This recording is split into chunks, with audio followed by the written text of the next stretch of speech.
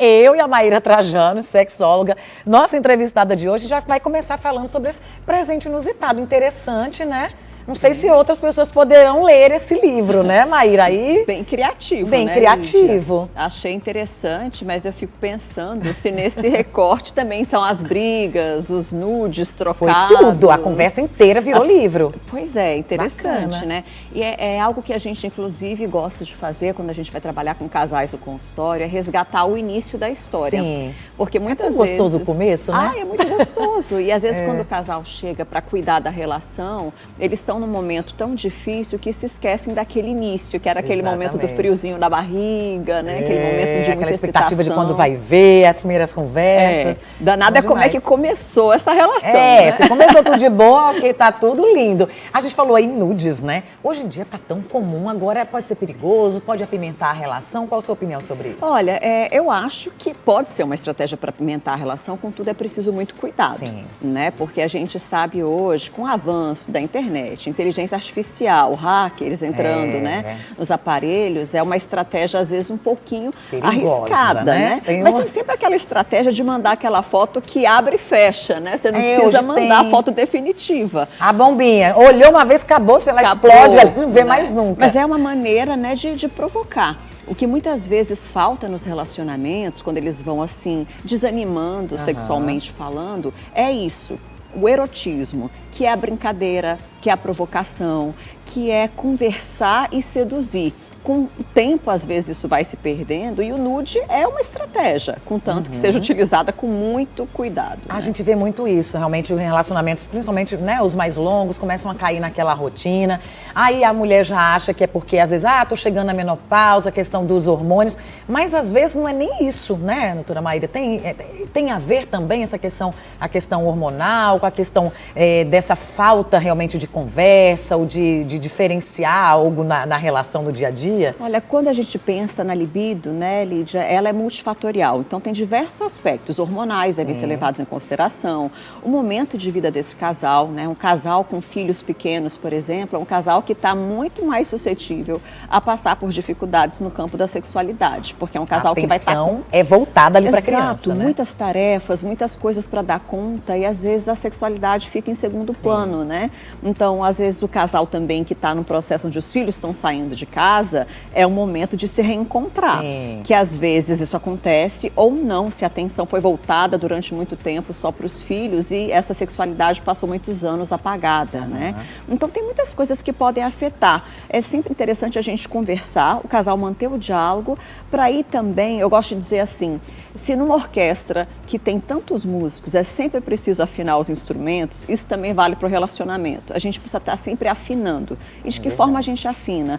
Dialogando, entendendo as mudanças que vão acontecendo ao longo dessa linha do tempo da vida, mudanças hormonais, corporais, de trabalho, de momento de vida, né? E se o casal não mantém esse diálogo, às vezes essa sexualidade pode ir caindo e ficando em segundo plano. Aí abre possibilidades, portas para várias coisas acontecerem que não são nem legais, né? Exato. Assim, né? Para entrar, às vezes, uma terceira pessoa, tem gente que fala que se apaixonou justamente nesse momento que o marido ou a mulher não estava dando tanta atenção. E pode ser até o fim de um relacionamento, né? Caso não haja essa questão da conversa mesmo, do diálogo, né? Eu gosto até de dizer assim que quando há essa procura por uma terceira pessoa, um momento de traição do casal, esse é um momento de crise e toda a crise ela pode ser fatal ou pode ser uma grande oportunidade, né? No consultório, quando os casais chegam para mim com essa crise, eu gosto sempre de observar qual é a oportunidade, porque se isso aconteceu, alguma coisa nesse encontro dos dois se perdeu. E como é que a gente pode olhar para, vamos dizer, fazer esse casal reencontrar com a intimidade que foi perdida, ou às vezes que nunca existiu. Chega um caso de pessoas que nunca dialogaram ou conversaram sobre a sua sexualidade, sobre aquilo que gostavam, né? Porque ainda é um tabu. Por incrível que pareça, ainda as pessoas têm muita dificuldade de conversar sobre os seus desejos. Ou seja, cada um pensa aqui no seu mundo, outro pensa de lá, cada um pensamentos, às vezes, muitas vezes, completamente diferentes, contraditórios, e o desgaste é iminente, né, aí nesse caso. Sim, então assim, a gente precisa observar isso, né, porque ao mesmo tempo que o ser humano quer a segurança de um relacionamento, a gente também gosta de sentir aquele frio na barriga. Quando tá tudo muito, de que forma a gente pode trabalhar para ter a segurança do relacionamento e manter aquele friozinho gostoso, aquela emoção? Claro que nunca vai ser como foi no começo. A paixão é algo que é químico, né? Químico. Você não poderia viver, parece que, né, todo tempo apaixonado. Não. Porque não faria nem bem mesmo, organicamente. A pessoa, um viver negócio com frio na barriga. Né? A gente precisa por isso dessa que ser no máximo 2 anos, é isso mesmo? Isso, né? Então tem um período químico do nosso corpo e aí a gente entra no processo de segurança e de amor.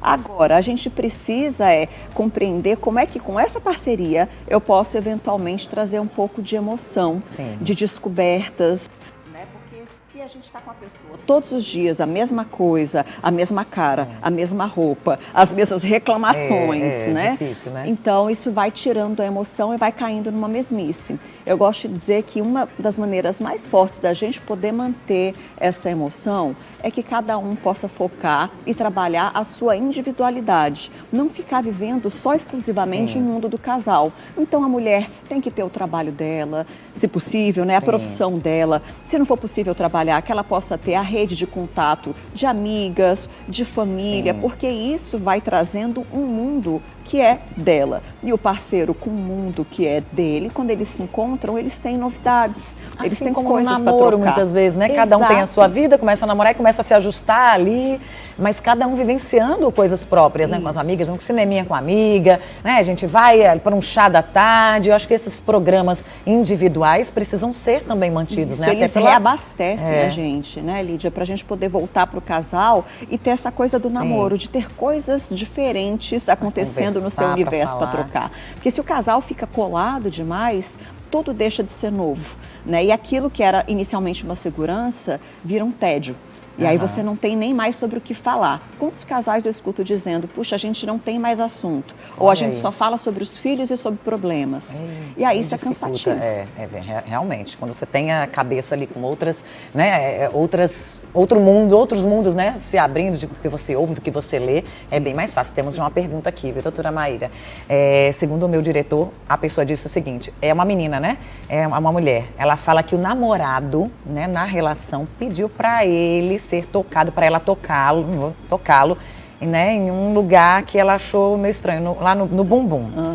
Aí ela quer saber se tem o risco dele ser gay. Não. Pode ser um toque sim, anal, pode né? ser a gente que fala não. que vamos falar. Que é acontece. Um toque íntimo anal. Não, porque na verdade o ânus é uma região de muito prazer para o homem e para a mulher.